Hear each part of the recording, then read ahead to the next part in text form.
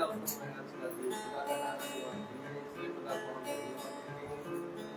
हमारे समर्थन खुदा है, दयालु खुदा है, करुणामय खुदा है कि हम लोगों को यहाँ तक लाने में खुदा हमारे साथ साथ रहा, इसलिए खुदा को हम धन्यवाद देते हैं। यहाँ पर अपना एलिजा आंटी ने अपना दरवाजा खोला खुदा का वचन को सुनने के लिए, इसलिए हम लोग यहाँ पर एकत्रित हुए हैं। खुदा का वचन को हम लोग सुने, उसके अनुसार ग्रहण करें, उन्हें उसके अनुसार चले। इसलिए हम इस संध्या बेला में खुदा ने हम लोगों को इतने जीवितों के देश में जिंदा रखा है और इसलिए हम खुदा को धन्यवाद देते हैं। आए खुदा को आदर और महिमा के लिए हम लोग पहले प्रार्थना में जाएंगे, इसके बाद गीतों में, इसके बाद गवाहियों में, इसके बाद वचन की ओर जाएंगे। इससे पहले मैं घर की कोई भी सदस्य से अनुरोध करता हूं कि प्रार्थना में अगुवाई करें।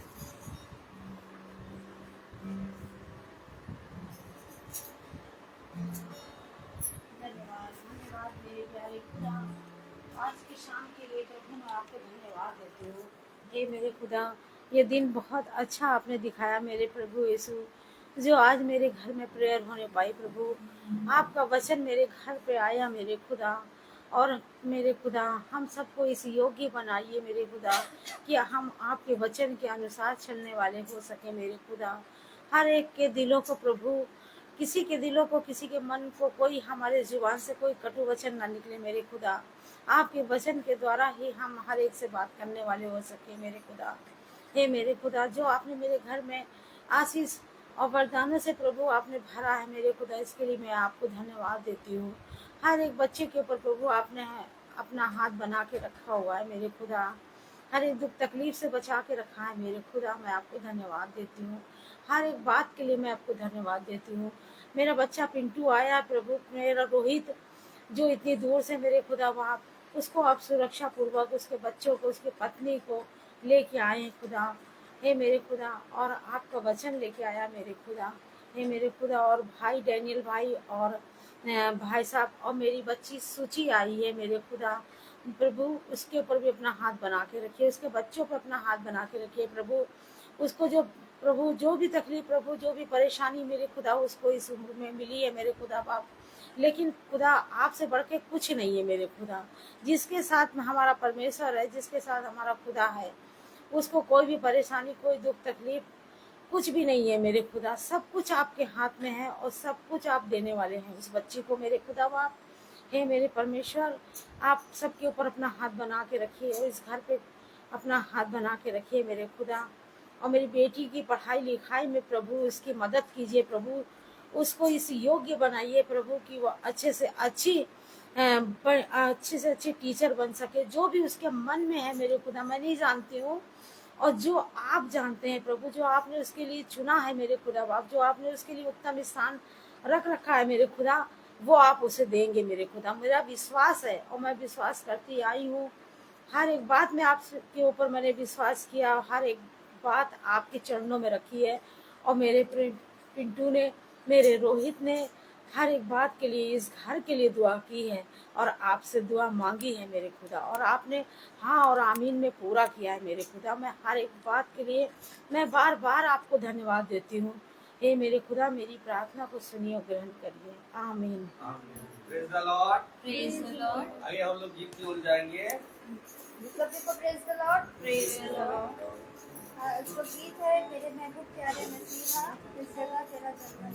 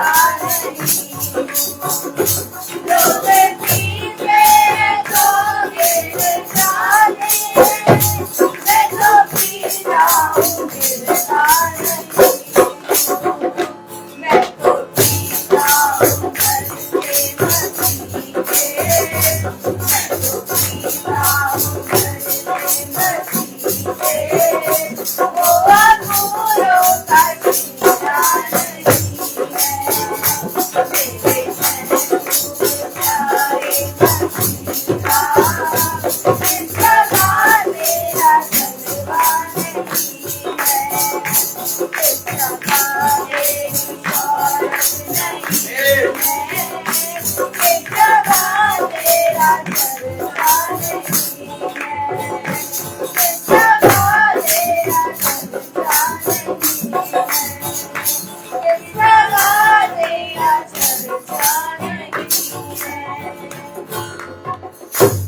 the Lord.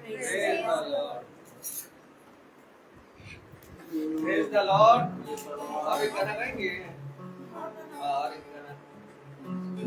सभी को praise Lord. Praise the Lord. भाई हम लोग एक और गीत के चलते हैं और गीत है आराधना हो आराधना खुदावन यीशु मसीह की आराधना।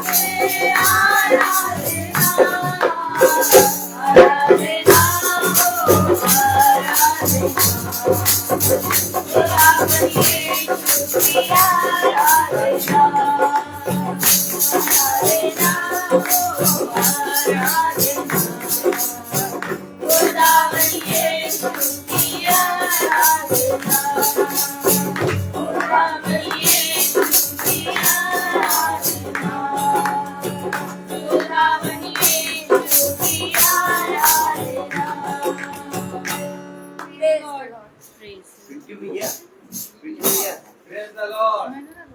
Hallelujah. एक गाना विकी आया ना गिटारिस्ट आइए। छोटा सरकार अभी गाना गाएगा। अभी हमारा टुकू अभी आ रहे हैं, गाना गाएंगे। उसमें बैठोगी सुष्टि कुमार यहाँ बैठ जाओ गिटार ले लो सर चलिए अभी हमारा छोटा शुरू हुए। Praise the Lord. Praise the Lord. Hallelujah. Hallelujah.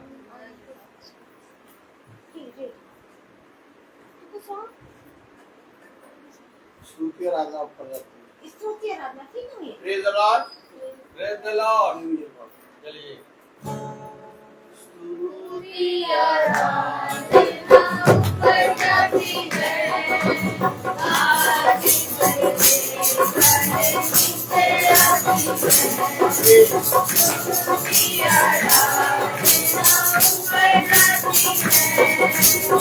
है, आज बरसे नीचे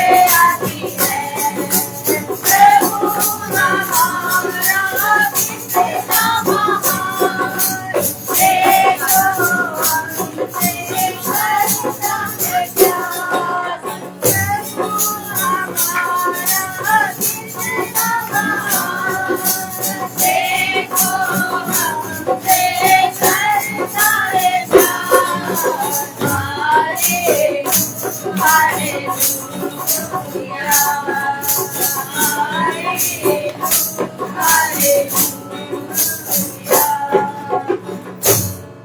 Praise the Lord. Praise the Lord. अभी समय है गवाही का। कोई किसी के जीवन में अगर खुदा के प्रति कोई भाई बहन अपनी भी गवाही है तो खुदा के सामने अपना गवाही प्रस्तुत कर सकते हो।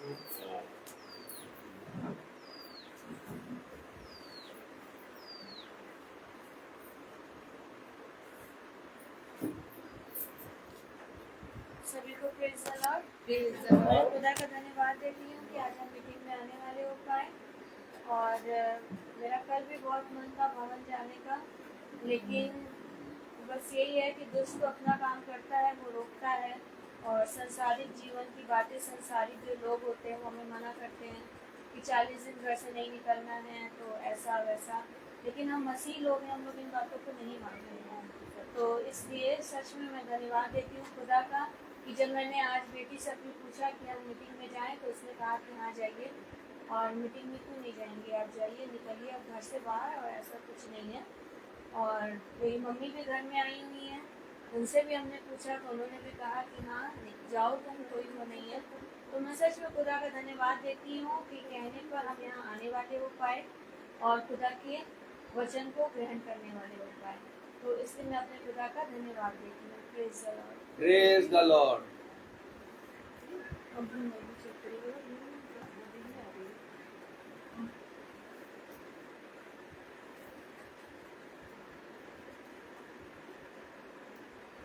Praise the Lord. अभी वचन की ओर जाएंगे। भाई से अनुरोध करूंगा, भाई वचन की ओर आगे बढ़ाइए। पापा का चेयर वैसे सोफे की तरफ लगा लीजिए। हालेलुया। Praise the Lord. एकदम वैसे सोफे की तरफ। हाँ, और पीछे करिए। Praise the Lord.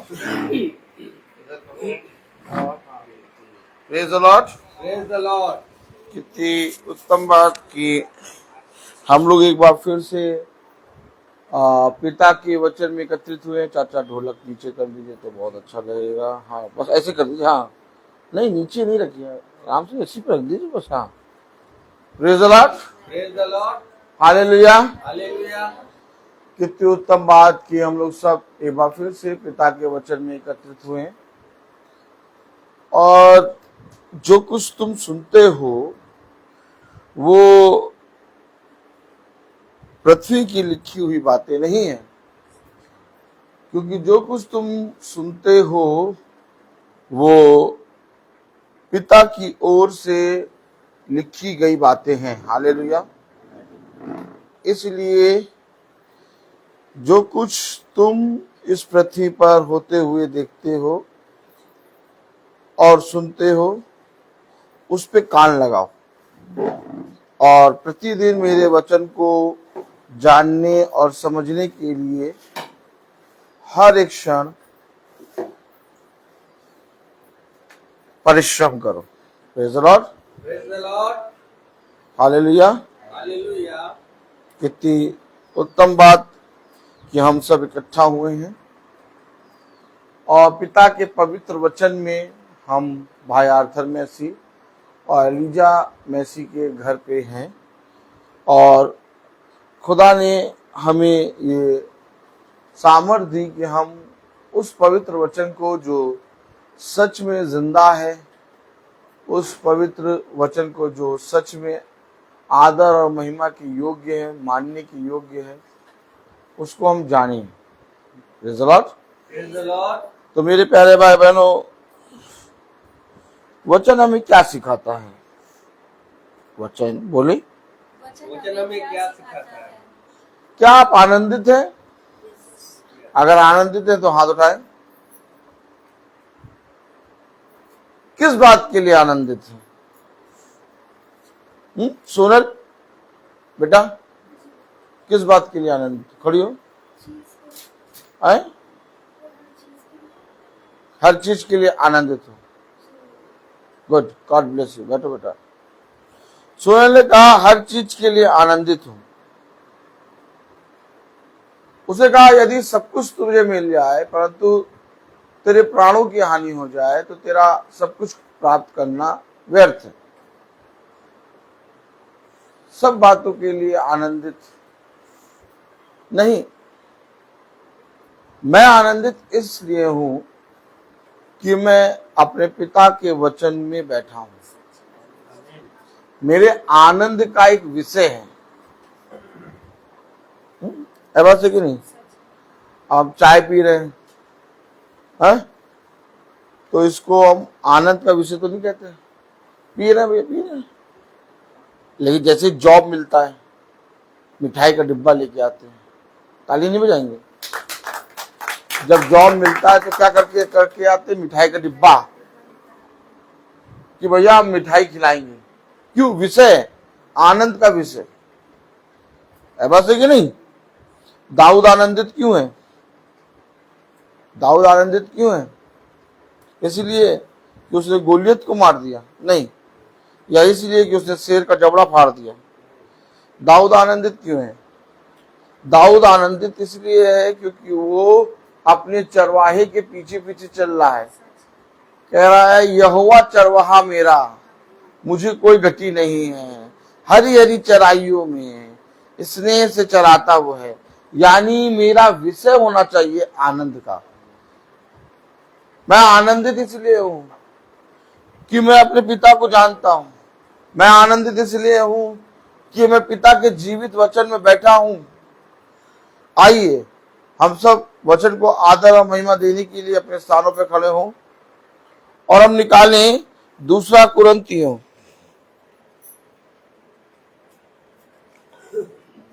6 अध्याय।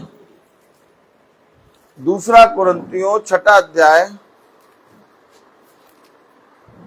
2 कुरिन्थियों 6 अध्याय और उसकी 10वीं आयत।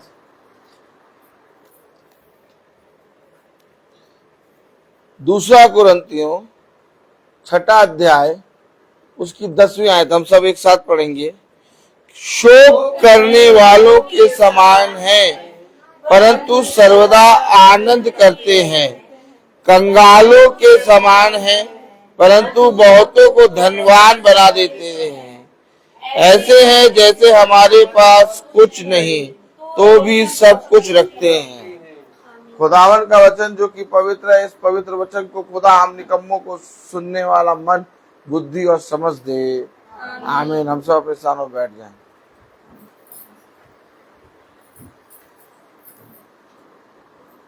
क्या जो तुमने पढ़ा उसको समझते हो? बोले क्या जो तुमने पढ़ा उसे समझते हो? हालेलुया। हालेलुया।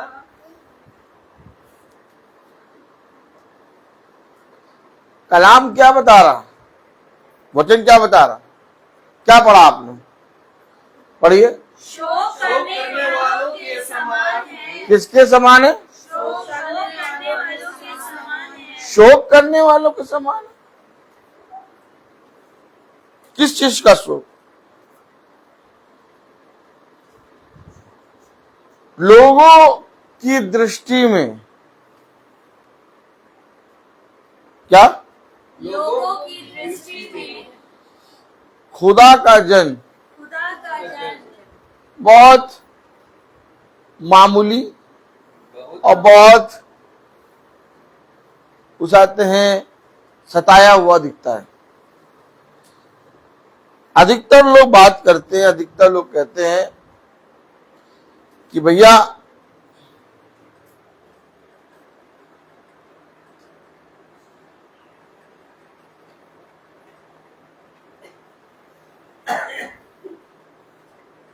पढ़ने की कोशिश कर रही थी, आगे आत्माएं होती हैं और खतरनाक आत्माएं बैठी रहती है अंदर, झीट बनी। क्या?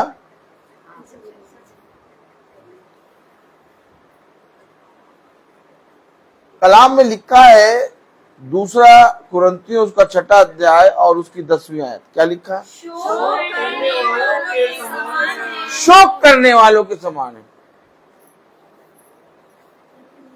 खुदा के जन जो खुदा के वचन को पढ़ते, खुदा के वचन में चलते, खुदा के मार्ग पर चलते, खुदा का भय मानते, खुदा की आज्ञाओं को मानते हैं, उनको जब लोग देखते हैं तो कहते हैं कि इनसे ज्यादा अच्छे तो हम हैं। देखो, इतना प्रार्थना करते, इतना वचन पढ़ते, इतना प्रभु के वचन में लगे रहते, इतने बड़े बड़े दुख इनके ऊपर है।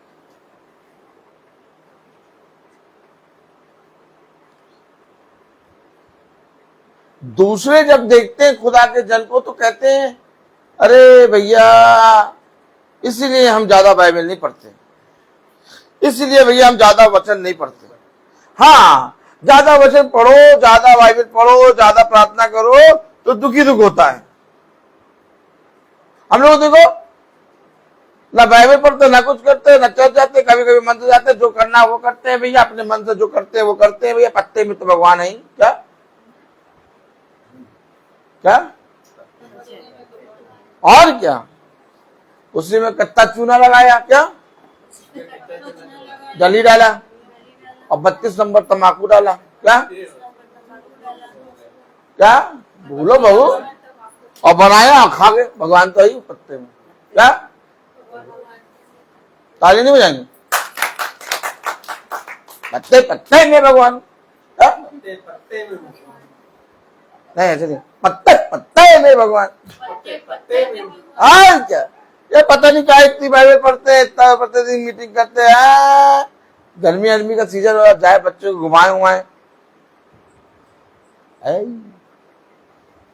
जितने लोग देखते हैं खुदा के जन को, सब कहते हैं अभागे लोग हैं, शोक करने वाले लोग हैं। इतना वचन करते तब भी देखो पीड़ा कितनी रहती है, परेशान रहती है। अय्यूब की पत्नी को क्या कहा? अय्यूब की पत्नी ने अय्यूब से क्या कहा था? इतना प्रार्थना करता है, क्या कहा था अय्यूब की पत्नी ने? इतना प्रार्थना करता है, सबका भला करता रहता है। अय्यूब सबके साथ भला करता था। अय्यूब के समान पूरे कुटुंब में कोई नहीं था। उसने कहा, क्या तूने मेरे दास अय्यूब को देखा? अय्यूब के समान खरा कोई व्यक्ति नहीं। उससे बात करना बंद कर दो। परेशान आत्मा, उससे समझिए वचन को, समझिए। कलाम कह रहा, वचन कह रहा, अय्यूब के समान खरा कोई व्यक्ति नहीं। तो उसने सबके साथ भला करा। उसको लोग झूठे ही आके बता देते थे कि भैया मेरे घर में ऐसा हो गया, तो वो अपना सब कुछ दे देता था। लेकिन तब भी वो पूरे कुटुंब में सबसे धनी था। उसकी पत्नी आती है, अय्यूब से कहती है, अपने खुदा को जिसकी तू आराधना करता है, बोलो, अपने खुदा की जिसकी तू आराधना करता है, कोस। क्योंकि अय्यूब की पत्नी की दृष्टि में अय्यूब अभागा, इतना प्रार्थना करता, इतना खरा व्यक्ति, सबके लिए भला करता, सबके लिए प्रार्थना करता, सबको अपने अपने हर एक चीज से, धन तन मन धन से, हर चीज से सहायता करता। लेकिन इसके बाद भी इसी के 10 बच्चे मरे। आई प, प, प, ध्यान से बैठिए तब समझेंगे। अदत्ता ना में ई की मात्रा, पत्नी, आई पत्नी, किसके सामने? अय्यूब के सामने। क्योंकि उसकी पत्नी की दृष्टि में अय्यूब अभागा। पिता कह रहा, पूरी पृथ्वी पे अय्यूब के समान खरा कोई व्यक्ति नहीं। सुन रही है सिस्टर? मेरा कितना गया? मेरा कितना गया? अय्यूब का 10।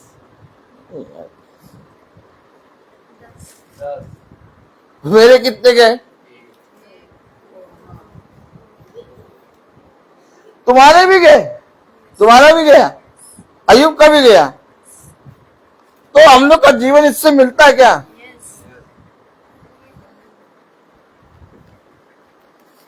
दाऊद का भी गया।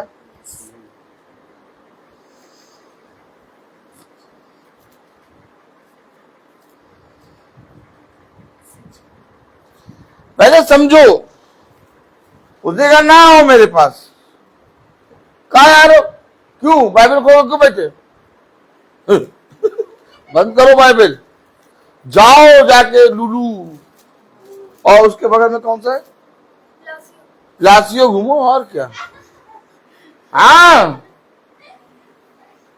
मैं बता रहा हूं, बेवकूफी का काम कर रहे हो। सबसे बड़ा बेवकूफ तुम। ए भैया, बच्चे का प्रचार ऐसे करते हैं? अरे ऐसा ही होता प्रचार। पहले समझे वचन को, वचन को समझना होगा आपको। अय्यूब की पत्नी क्यों कह रही अय्यूब से, अपने जिस खुदा की तू आराधना करता है उसको कोस, क्यों कह रही? क्योंकि तू इतना खरा, इतना अच्छा व्यक्ति होकर तेरे ऊपर ये विपत्ति आई। तब कलाम में लिखा है, क्या लिखा है? 2 कुरिन्थियों उसका 10वां अध्याय। कहां से? 6वां अध्याय। सूजी का, देसी घी का हलवा खिलाएंगे, याददाश्त बढ़ेगी। हाँ, अच्छा मम्मी ये बताइए, सूजी का जो देसी घी का हलवा बना के खाया जाए तो याददाश्त बढ़ती है? बहुत बढ़ती है। हाँ, क्या लिखा? 2 कुरिन्थियों 6वां अध्याय 10वीं आयत। क्या लिखा? शोक करने वालों के समान है। कैसे हो तुम कैसे हो? बोलो कई सही नहीं बोलना है। कैसे हो तुम? शोक करने वालों के समान। किसके समान? शोक करने वालों के समान। इसलिए हर कोई हमारे पास नहीं आता। तुम सोचो कि हर कोई हम लोगों से प्रार्थना कराने, कोई नहीं कहेगा, किसको बुला लियो।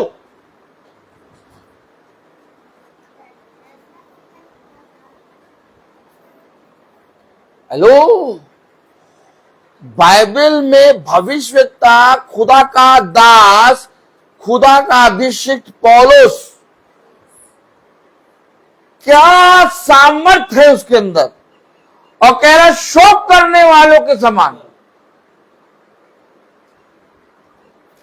तो समझ में आ रहा वचन? नहीं आ रहा?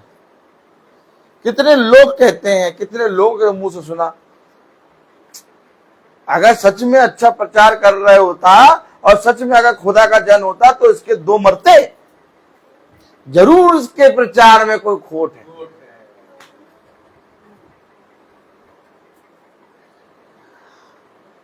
हाँ, और क्या?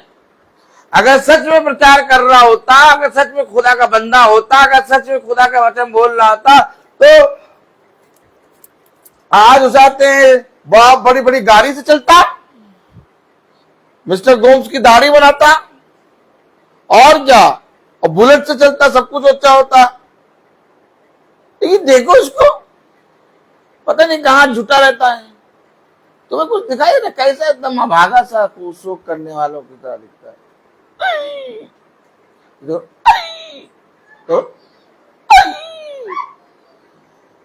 हमेशा याद रखो,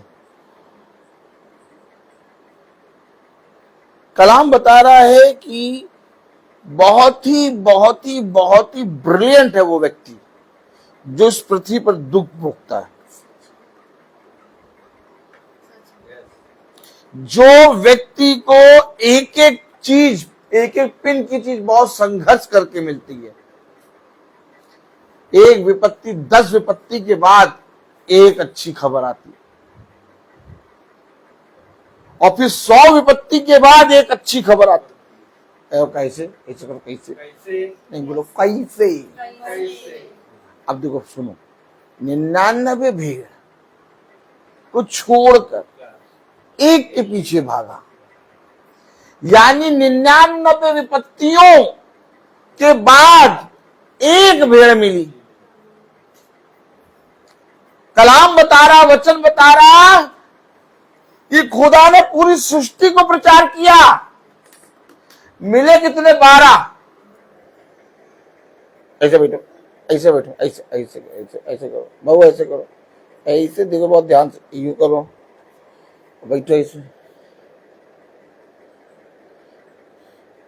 तुम जिस चर्च जाती, संस्था में जाती हो, वहां कितने लोग आते हैं? कम से कम 300 लोग, 250-300 लोग आते हैं कि नहीं आते? और यीशु मसीह जहां प्रचार कर रहे हैं वहां कितने?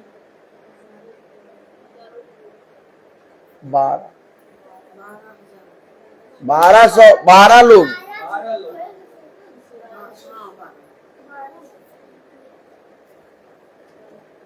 मन लगा है कि क्या बनेगा, क्या बनाया है, क्या बनाने जा रहे, कैसे बने, इसमें मन लगा है का?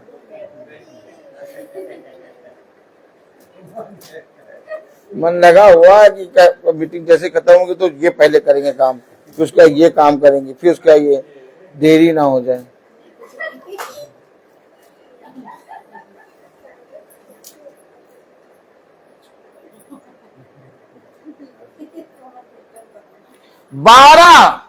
यीशु मसीह जब प्रचार कर रहा है तो 12 लोग मिले।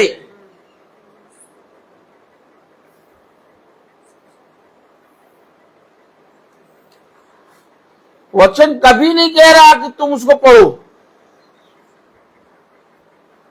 यीशु मसीह कभी नहीं कह रहा कि तुम मुझे जानो। यीशु मसीह ने हमें स्वतंत्र करा है, पढ़ो या ना पढ़ो, जानो या ना जानो। इस समय आप भला चाहे मीटिंग कराएं इस समय, या इस समय आप कैरम खेलें। ऐसे मैं ऐसे खेलता हूं कैरम, पहले खेलता था पहले ऐसे। ये आपके ऊपर है, क्योंकि मसीह इस पृथ्वी पर छोटे छोटे एक एक स्टेप पे दुख को सहता है, और उसे बहुत कुछ सहने के बाद एक छोटी सी खुशी मिलती है। ताली नहीं बजाएंगे? इतना ज्यादा कठिन फिर है तो भैया रहने दो, हम नहीं वचन पढ़ेंगे। लेकिन कह रहा अगर नहीं जानोगे तो तुम्हारा 1000 साल रहना व्यर्थ। क्या 1000 साल आना पड़ेगा तुम्हें इसी मार्ग पर, चाहे आ जाओ चाहे कल आओ। नदियां ढेर सारी बह रही हैं, लेकिन बहने दो। बोलिए, बोलो बेटा, बहने दो। लेकिन वो नदियां बह के आएंगी समुद्र में। कोई एक ऐसी नदी का नाम बता दो जो समुद्र में ना मिलती है।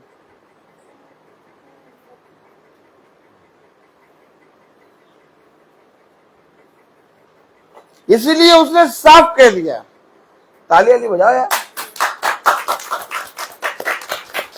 इसीलिए उसने साफ कह दिया, मार गई की है। ओह माय गॉड, एक मार गए। आ जाओ या कल आओ, आना तुम्हें पड़ेगा। आज आ जाओगे तो मैं यहां तुम्हें ठोक पीट के सेट कर दूंगा, और अगर लास्ट मोमेंट पे आओगे तो एक इतना बड़ा हथौड़ा पड़ेगा जिसमें तुम मर जाओगे।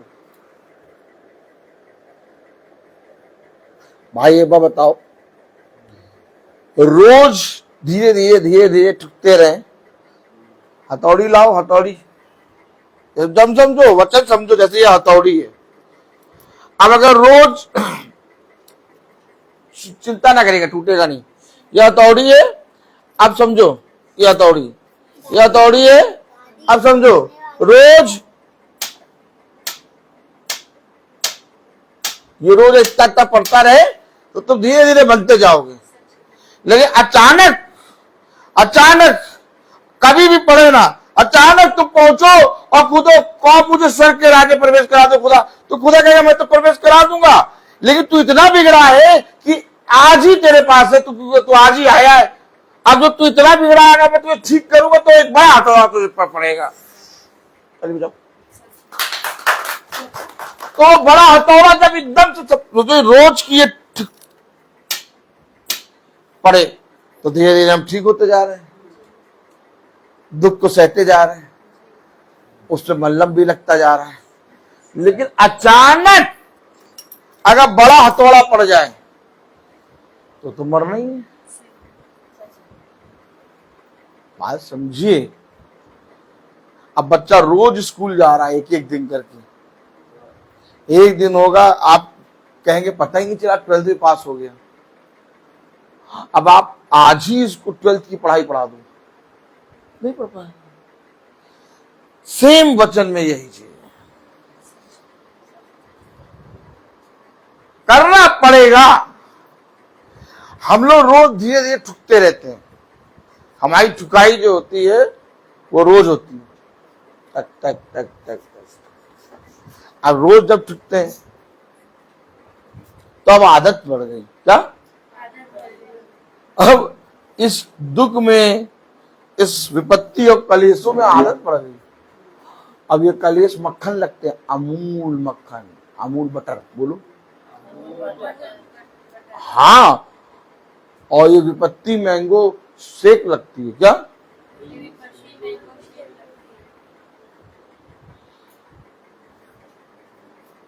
अब कलेश जो है अमूल मक्खन लगता है, बहुत ध्यान सुनो।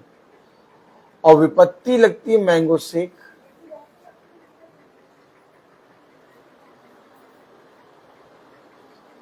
ऐसा करो, ऐसा करो। और अंधकार लगता है लच्छेदार पराठा।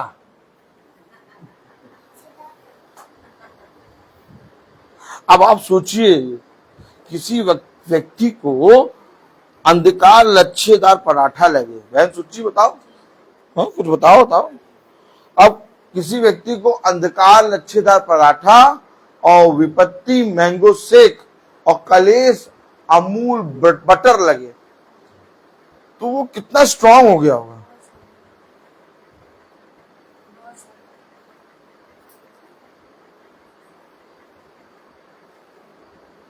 आप बाइबल ऐसे ना पढ़ा करिए कि हम बाइबल पढ़ रहे हैं।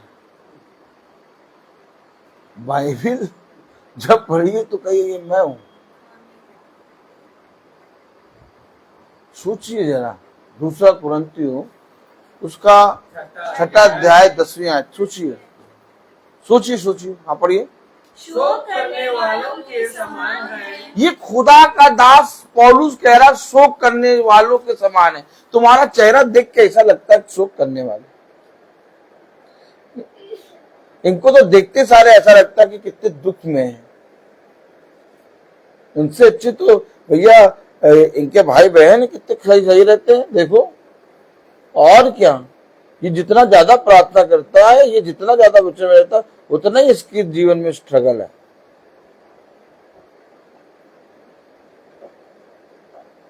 ऐसे करो, आईब्रो करो। मालूम यीशु के पुत्र जब सैमुएल नबी के सामने आते हैं, क्योंकि उसने खुदा ने कहा कि उसे आते हैं अभिषेक करना है। क्या करना है? मेरे जन का अभिषेक करना है। तो यीशु के खूबसूरत खूबसूरत क्या खूबसूरत खूबसूरत डोले सोले बने एकदम स्मार्ट एक एक जना आता जा रहा और वो सैमुएल कहता जा रहा यही होगा राजा। प्रभु कह नहीं ये नहीं, अच्छा ये नहीं है। फिर दूसरा जना आए ये होगा, ऐसे करके सातों आ गए। प्रभु अब ये तो जरूर होगा सातवां वाला, इतना स्मार्ट है, इतना हट्टा कट्टा है, 10 जवानों को तो ऐसे ही हरा दे। नहीं ये भी नहीं। सोचो जिनको देख के सैमुएल नबी कह रहा ये राजा के योग्य होगा, राजा बनेगा, खुदा कह रहा ये नहीं। उसने पूछा धीरे से, यीशु तेरा कोई और भी पुत्र है? एक है छोटा सा, कहाँ है? उसको क्यों नहीं बुलाया? अरे जंगल में होगा, विपत्ति कठिनाई।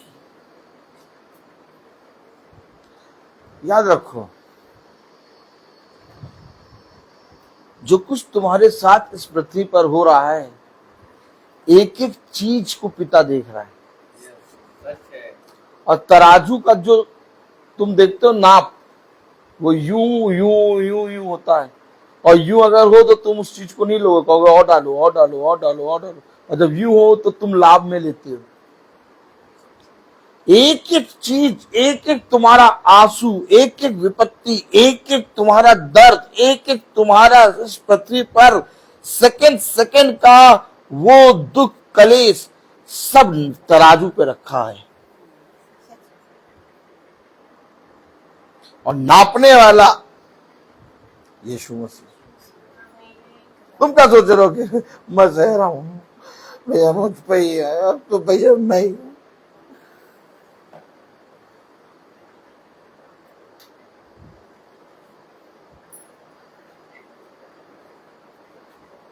अब तो मैं ही हूं। क्या मैं मुझे करना है, मुझ में मैं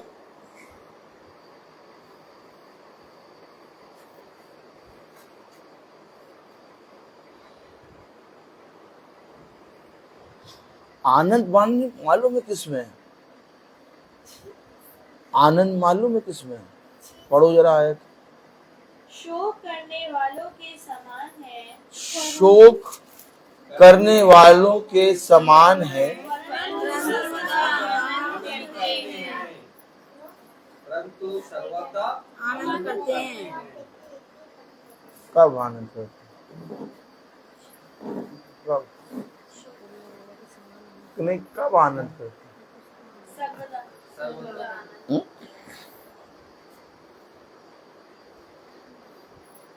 शोक करने वालों के समान है, लेकिन सर्वदा आनंद करते हैं, सर्वदा। और लोगों को दिखाई देते हैं अरे भैया इससे बड़ा दुखी कोई नहीं। शोक करने वालों के समान, जो देखेगा वो कहेगा अरे आएंगे, उसको दया आ जाएगी। लेकिन सर्वदा आनंद करते हैं। ये कौन लोग हैं? ये लोग कौन हैं?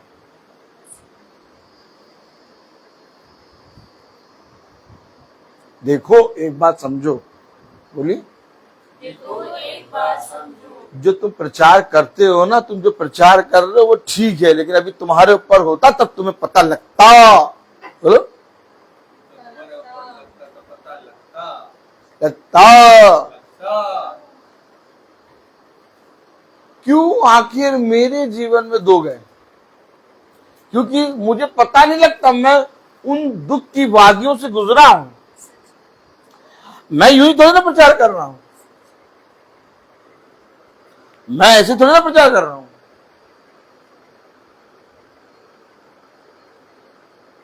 मैं यूं ही थोड़ी ना प्रचार कर रहा हूं। जिस दिन मेरा गया उस दिन भी मैंने प्रचार किया।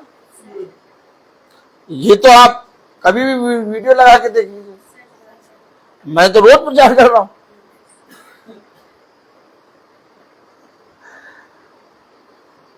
मैं आपको जो वचन प्रचार कर रहा हूं उसको मैंने जिया है।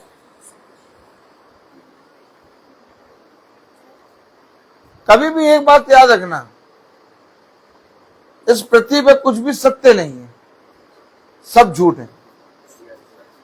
और इस पृथ्वी पर जिसको तुम सोचते हो कि ये मेरी रक्षा करेगा, ये मेरे साथ हमेशा रहेगा, ये सदा मेरे साथ रहेगा, वो सबसे पहले साथ छोड़ेगा। और पिता ने सबसे पहले वचन में लिखा, हर एक जना तुम्हारे साथ छोड़ेगा। नहीं कहा खुदा यीशु मसीह ने, नहीं तुम्हारे साथ सब हमेशा रहेगा, नहीं नहीं। मैं सीएट टायर देखा, सीएट टायर, एमआरएफ टायर देखा, एमआरएफ टायर गाड़ी पे बैठती हो, टायर में कब गुड्डू हवा डलवाता है तो वो एमआरएफ टायर, सीएट टायर, उसकी वारंटी होती है 3 साल 2 साल। लेकिन यीशु मसीह एक भी वारंटी नहीं देता, कहता अभी सेकंड ही चले जाओगे। अरे एमआरएफ टायर खरीदोगे तो तुम्हें 3 साल की 4 साल की वारंटी मिलेगी, लेकिन यीशु मसीह कह रहा है कि आप मनुष्य के जीवन में पल में क्या होना नहीं मालूम, कब चला जाए। तालियां नहीं बजाओगे? ऐसे वचन प्रचार करा जाता है, ऐसे करा जाता है वचन नहीं, वचन ऐसे प्रचार करा जाता है। तुम्हें बोलो, तुम्हें वचन प्रचार करना नहीं आता। अच्छा खासा आदमी बैठे तो परेशान हो गए, कह क्या रहा है? कभी सोचा ही नहीं होगा कि ऐसे वचन होगा। इनके आ गए बेचारे बहुत से लोग तीसरे दिन की प्रार्थना समझ के, और तीसरे दिन की प्रार्थना थी नहीं, अनाउंसमेंट भी नहीं किया था, वो तो प्रार्थना थी, तो रोज होती प्रार्थना। वो आगे बेचारे समझ के तीसरे दिन सब के सब पंखे बंद करके बैठे। क्या आप तो एसी ऑन करके बैठी, वहां सब जो पंखे चल रहे थे बंद करा दिए। क्या? हाँ भाई, तो सुनो,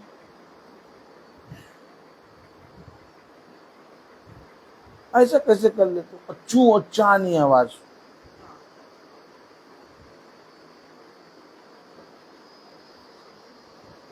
एक भूले भटके पानी पीने लगा, वो भी पानी रख दिया नीचे।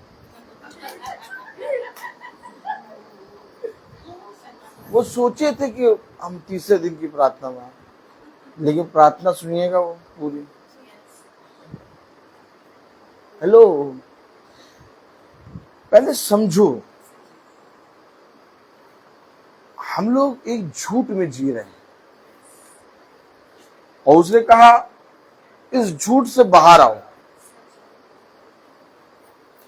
उसने क्या कहा? सत्य को जानू।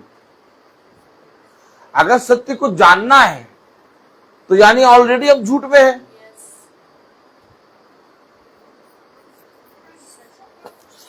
बात समझिए, यीशु मसीह ने वचन में क्यों कहा सत्य को जानो, और जब कोई झूठ में होता है तो उसको कहा जाता है इस काम को करके तो देखो, तुम जो यहां पर हो वहां झूठ है। सत्य को जानो यानी कि तुम उस झूठ से बाहर निकलो। नहीं निकलना कोई झूठ से बाहर। कलाम में लिखा 2 कुरिन्थियों 6 अध्याय और उसकी 10वीं आयत, शोक शोक करने वाले के समान है, शोक करने वालों के समान है परंतु सर्वदा आनंद करते हैं। सर्वदा। हम अभी एक दिन के लिए नहीं, आधे घंटे के लिए आनंदित नहीं होंगे, हर समय आनंदित।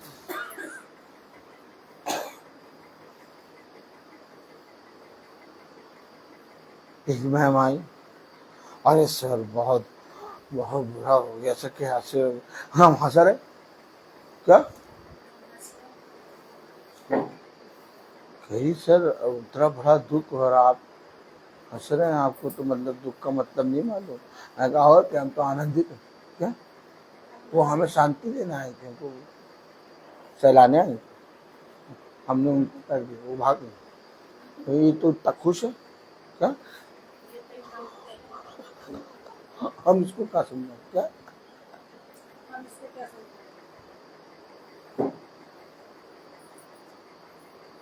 हेलो,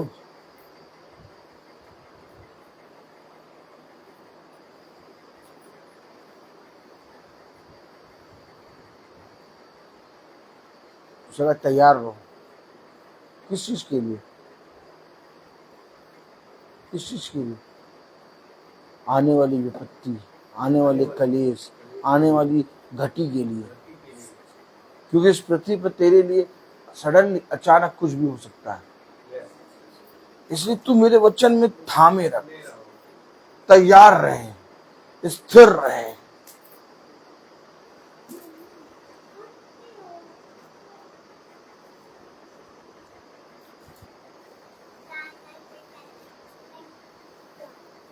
वचन में कुछ भी झूठा नहीं है। वचन ने आपसे कभी ये नहीं कहा कि मेरे पास आओगे तो मैं तुम्हें कभी भी दुख नहीं होने दूंगा, तुम पर हमेशा आशीष आएगी, शांति आएगी। मेरे पास आओगे तो ये संसार में तुम्हें दुख होगा, ये कह रहा वचन। उसने कहा जिस तरह से संसार ने मुझे नहीं पहचाना वैसे तुम्हें भी नहीं पहचानता। जो कुछ उसने मेरे साथ किया वही तुम्हारे साथ होगा।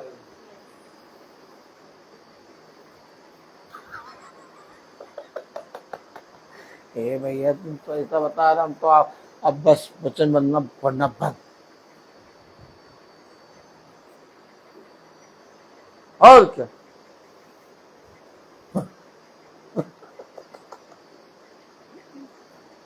बड़ी मजा आती है हमें। क्या मैं कह तो रहा हूं, रोज धीरे धीरे ऐसे पिटो,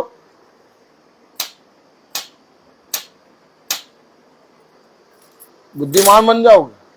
रोज थपथपाएगा और रोज तुम्हें बनाएगा। एक दिन के चक्कर में ना हो कि हम एक दिन बस यीशु मसीह को मान लेंगे, बस चले जाएंगे स्वर्ग के राज्य। रोज पिटते रहो। उसने कहा आज के लिए, आज का दुख बहुत है। वचन में लिखा है, मालूम है वचन में क्या लिखा? बहुत ध्यान से सुनो, बहुत ध्यान से। उसने कहा कल की चिंता ना कर,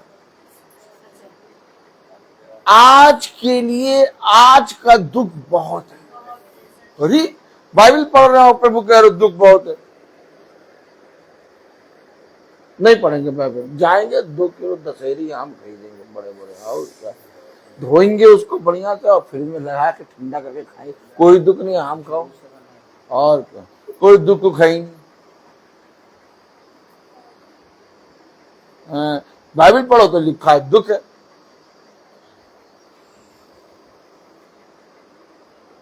समझ रहे हो? कुछ नहीं समझ रहे? क्यों मनुष्य भागता है वचन से? क्या कारण है कि मनुष्य वचन को सुन नहीं पाता? बताओ मुझे एक बात। आंटी बताओ, आंटी खड़ी हो जाओ, आंटी बजी घंटी, आंटी खड़ी हो जाओ। आंटी ये बताओ कि सबको मालूम है कि यीशु मसीह सच्चा है, मालूम है कि नहीं? ना करो, हाँ हूँ हाँ बोलो, कस के बोलो। सच्चा है, आए कच्चा है, सच्चा है, सच्चा है, ठीक। और सबको मालूम है कि वचन सच्चा है। यस, यस, वाह अंग्रेजी बोलने लगी। लेकिन इसके बाद भी वचन से लोग भागते क्यों हैं? जब सबको मालूम है कि यीशु मसीह सच्चा है, वचन सच्चा है और वचन जीवन देता है, मालूम है, चाहे जितना बड़ा पापी हो, है बात सही कि नहीं? चाहे उसको मालूम है कि यह वचन जीवन है। कहीं पर भी कुछ भी हो, लेकिन कुछ भी हो, लेकिन वचन जीवन है, मालूम है ये बात। लेकिन इसके बाद भी वचन को ना सुनता है, भागता है क्यों? वचन सच्चा है लेकिन वचन कड़वा भी है। गॉड ब्लेस यू सिस्टर, बैठिए। मेनली क्या है कि हमारे जीवन में जब हमें संतान का फल मिलता है तो हम बचपने से उसको मारना, पीटना, डांटना शुरू करते हैं, क्योंकि बच्चा हम पर डिपेंड होता है, इसलिए वो हमारी सुन लेता है। लेकिन यीशु मसीह ने हम सबको स्वतंत्र बना दिया, हम लोग सुनते ही नहीं है। अगर थोड़ी थोड़ी डांट, थोड़ी थोड़ी मार बच्चा कभी कभी सहता रहे, वो बच्चा लाइफ में बहुत बढ़िया बन जाता है। यही काम पिता, स्वर्गीय पिता हमारे साथ करता है।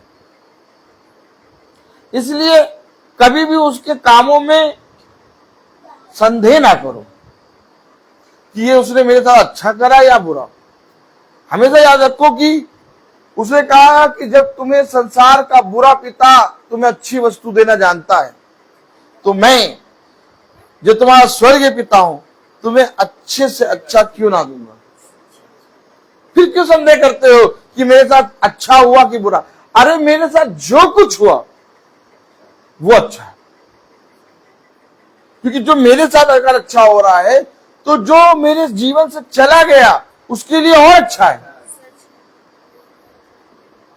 समझिए, वचन को समझिए। मेरे जीवन में मैं नहीं जानता कि कौन सा समय ऐसा होगा जो मैं इस पृथ्वी से कूच करूंगा और अपने पिता से मिलूंगा। उस समय के विषय में मैं नहीं जानता, लेकिन वो सबसे अच्छा समय होगा जिसमें मेरा पिता मुझे ले जाएगा।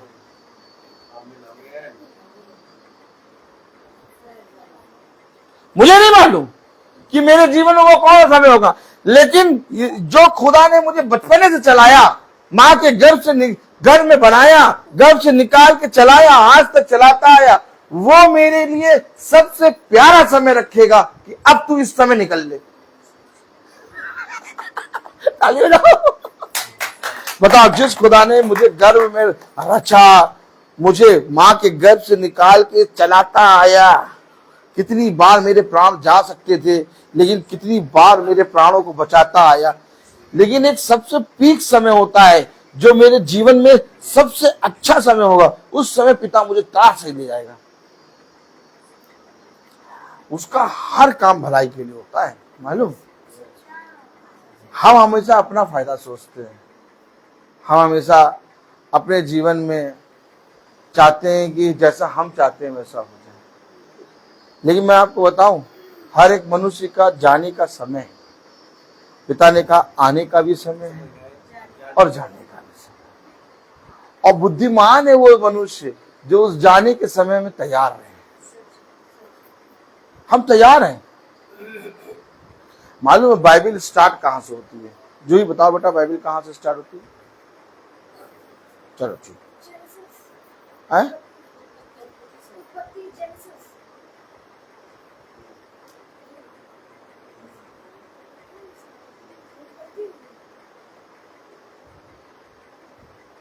बाइबल स्टार्ट होती है पुनरुत्थान।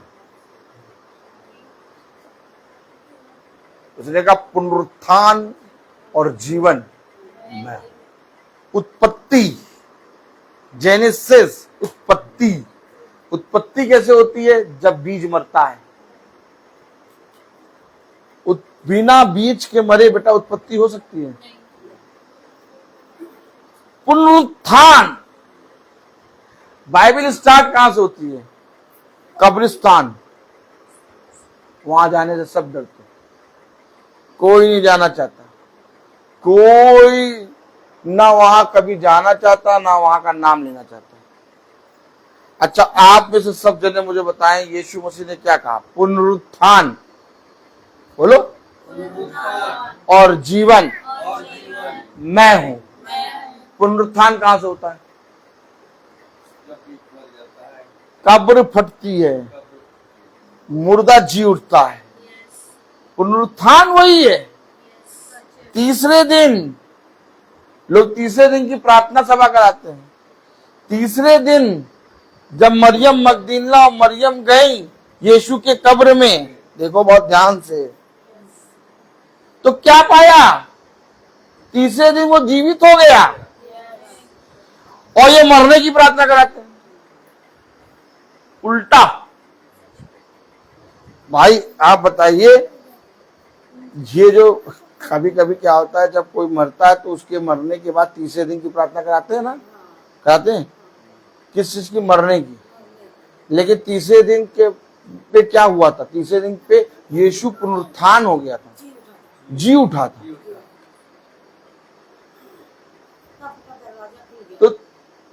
तो मरने की प्रार्थना करानी चाहिए कि जीने उठे की प्रार्थना करानी चाहिए? कभी ये चीज सोची?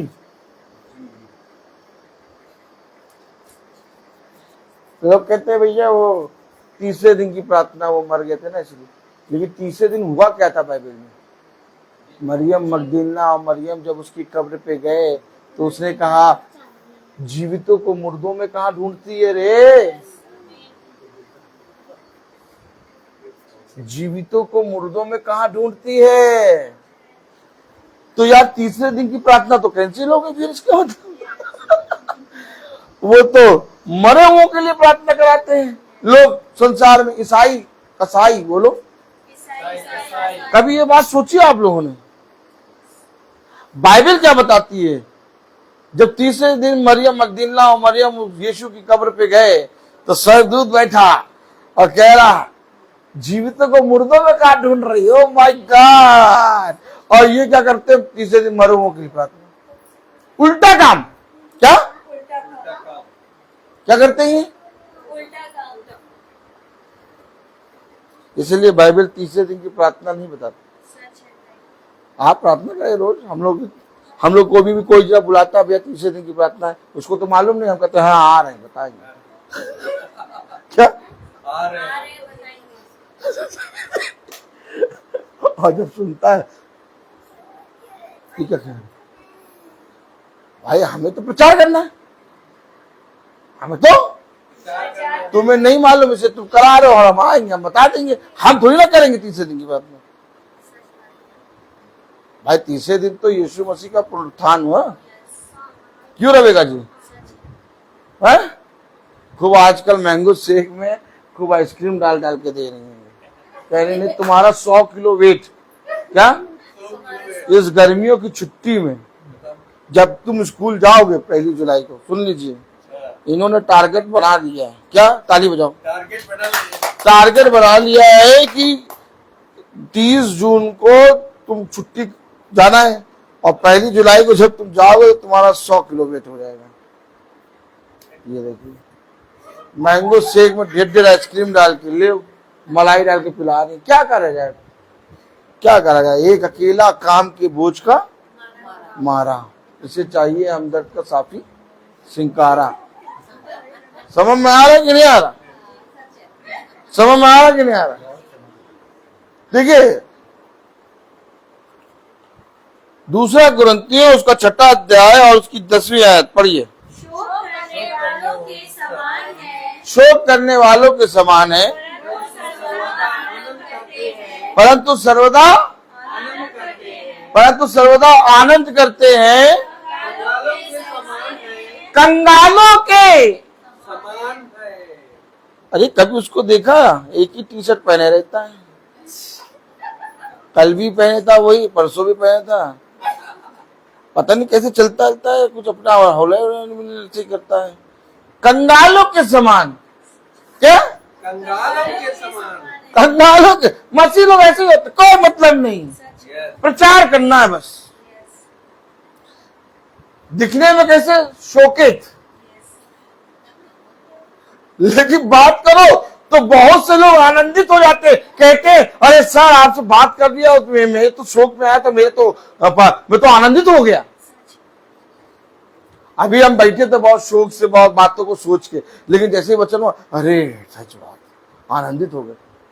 दिखने में शोक करने वालों के साथ, लेकिन सर्वदा आनंदित। दिखने में कंगाल, क्या दिखने में कंगाल आगे बढ़ो, कंगालों के समान है, परंतु बहुतों को धनवान बना देते हैं। कंगालों के समान है लेकिन बहुतों को तुमको धनवान धनवान बना हैं। देते हैं। अब ये सामर्थ तुम्हें मिली है,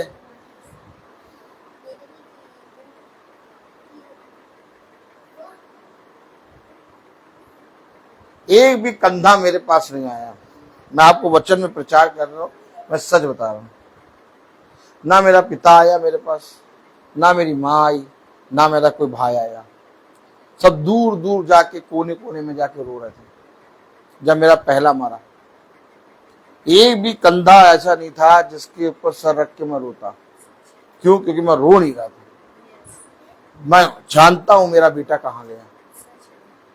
फिर दूसरा मरा तो भी कोई जना नहीं आया कि मेरे सर पीठ पे यूं करता रहे, नहीं, हिम्मत नहीं हो रही थी किसी को। क्या? लेकिन मैं आनंदित, ना रोया ना कुछ। अरे वाह मेरा खुदा क्या कर रहा है, प्रचार करने गया। क्या करने गया? प्रचार करने गए। हेलो,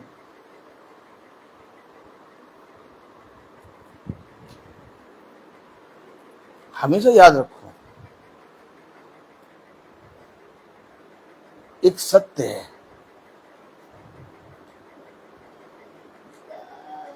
और सत्य का मार्ग सकरा है, हर कोई नहीं चल पाएगा।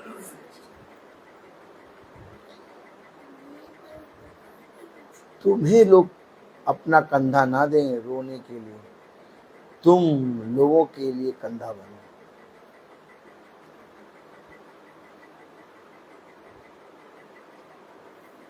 फाड़ना है। क्या?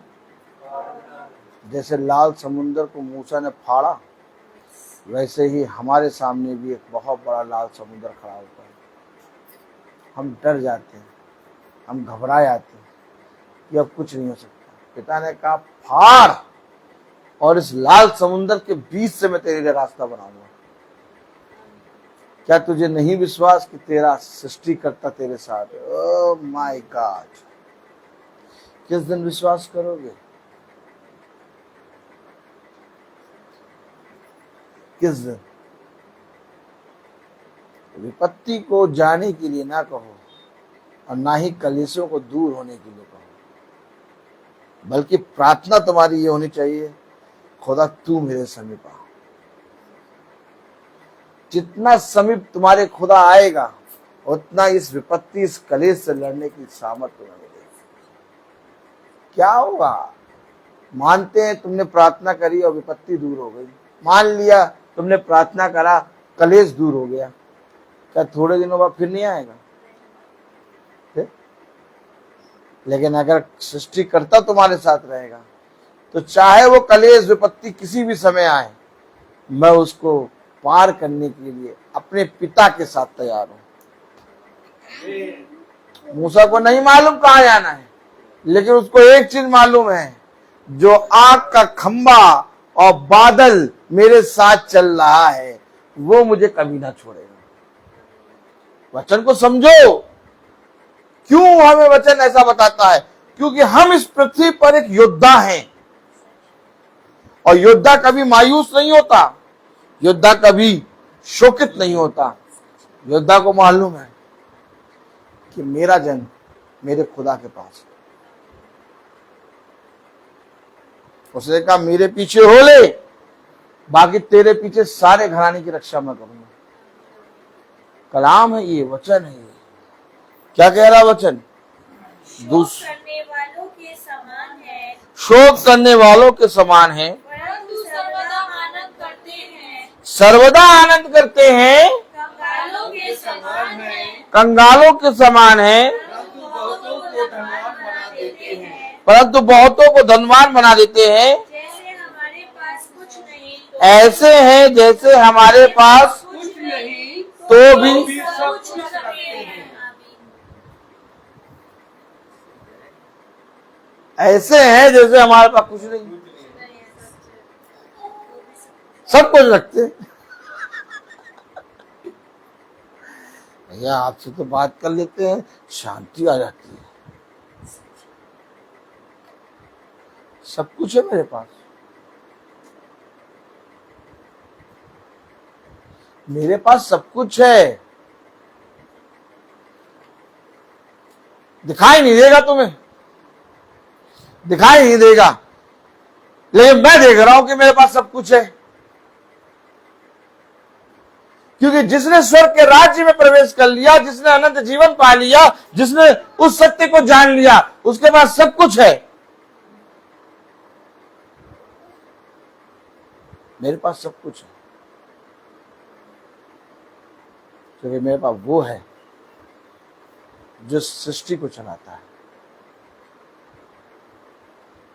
नहीं चाहिए मुझे धन, नहीं चाहिए मुझे बुद्धि, नहीं चाहिए मुझे बल।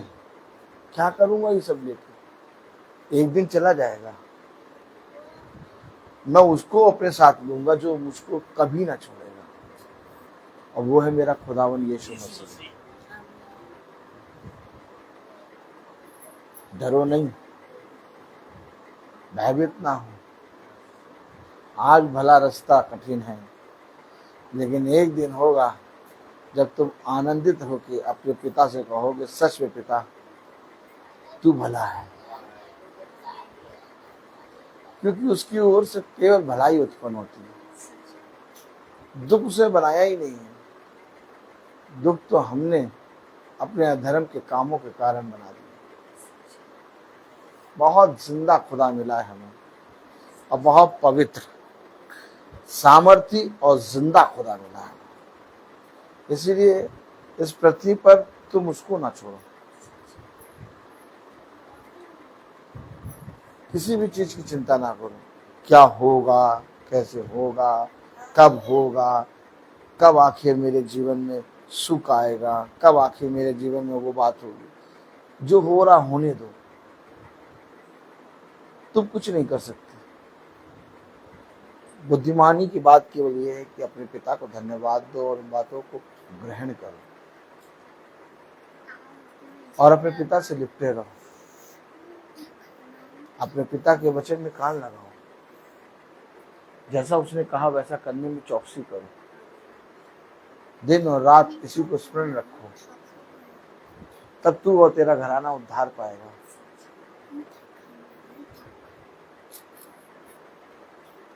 वो ना कभी छोड़ेगा, ना कभी त्यागेगा। अपने बच्चों को, अपनी पत्नी को, अपने लोगों को मेरे वचन की शिक्षा दो, ताकि तुम जब इस पृथ्वी से चले जाओ तो वो आशाहीन ना हो, वो निराश ना हो। उनका विश्वास हो कि मेरा पिता, मेरा भाई मेरे पिता के पास गया है, और एक दिन मुझे भी वहीं जाना है। तुम मसीही हो। क्या तुम्हें मैंने ये सब बातें पहले से नहीं बता दी?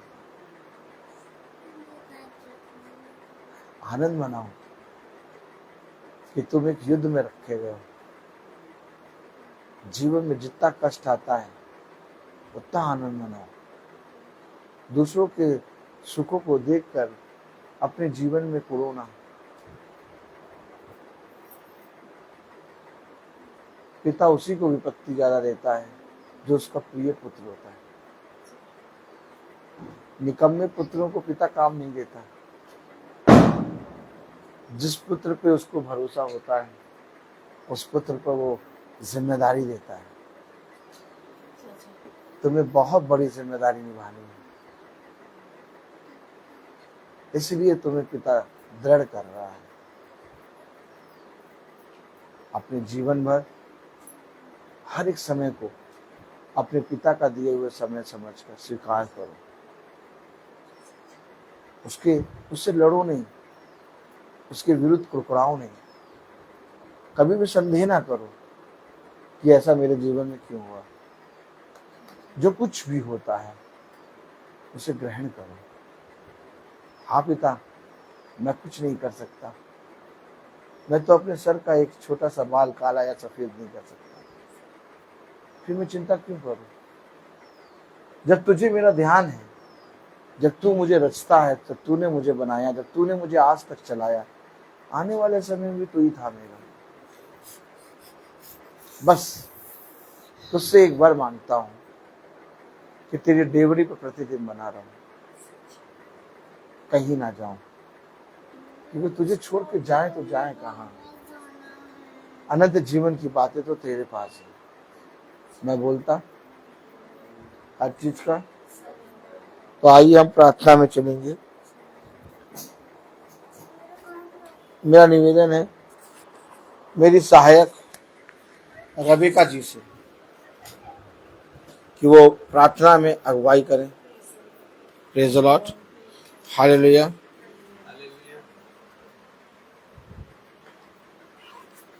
आइए हम प्रार्थना करें। धन्यवाद धन्यवाद धन्यवाद धन्यवाद देते खुदावन सुंदर समय के लिए जो एक बार आपने फिर दिया खुदावन। धन्यवाद और सुंदर वचन के लिए खुदावन।